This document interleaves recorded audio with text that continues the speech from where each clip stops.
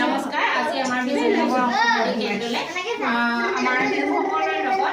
Pre Christmas day সেলিব্ৰেশন কৰিবলৈ আহি উপস্থিত হৈছে ইউনিচন ইণ্ডিয়া প্ৰাইভেট লিমিটেডৰ বিষয়ববীয়াসকল। তেওঁলোক প্ৰতি বছৰে আহে আমাৰ শিশুসকলৰ লগত উদযাপন কৰে আৰু ক্ৰিছমাছ ডে সকলোৱে জানে যে খ্ৰীষ্টৰ জন্মদিন উদযাপন কৰা হয়। ইছলাম ধৰ্মাৱলম্বী লোকসকলে যদিও পৃথিৱীত আচলতে সকলোৱে কৰে ক্ৰিছমাছ ডে উদযাপন কৰে। আমাৰ বন্ধ থাকে সেইকাৰণে আমি আগতীয়াকৈ উদযাপন কৰোঁ আৰু যেনেকৈ যীশু খ্ৰীষ্টৰ বাণী শান্তিৰ বাণী অহিংসাৰ বাণী আমি সকলোৱে সদায় আমি মানি যাম। আমি সেই অহিংসাৰে আমি এখন সুন্দৰ সমাজ গঢ়াত আমি অৰিহণা যোগাম আৰু তেওঁলোকেও আহি আমাক প্ৰত্যেক বছৰে আমাৰ শিশুসকলৰ লগত উদযাপন কৰিছে, মৰম চেনেহ দিছে, শিশুসকলক গিফ্ট দিছে।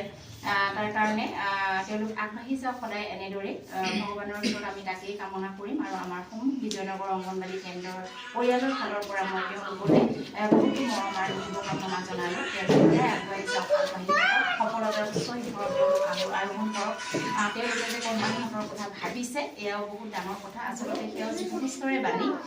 তেওঁলোক আহিছে ইয়াত জাতি ধৰ্ম বুলি কথা নাই, আমি সকলো ধৰ্ম পালন কৰোঁ, ভগৱান একেজনেই বুলি আমি ভাবোঁ। গতিকে আমি আজি অহাকালি যীশু খ্ৰীষ্টৰ জন্মদিনৰ বাবে আজিয়ে আমি কেক কাটি শিশুসকলৰ লগত উদযাপন কৰিবলৈ আমি আগবাঢ়িছোঁ। সকলোৱে আহা।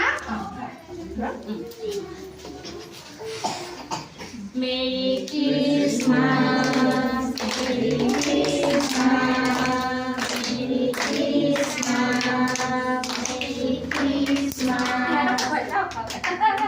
আপোনালোকে সদায় আহিছে, আপোনালোকক এদিনো খোৱাই নাই, সেইকাৰণে খাব। এতিয়া আমাৰ কোনে কোনে খাবা?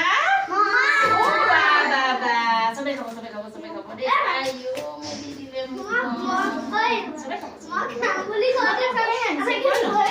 ওচৰতে ৰৈ আছিলে সেই চিকুট মাৰি মাৰি দুখ লাগি যায়গৈ নিদিলে।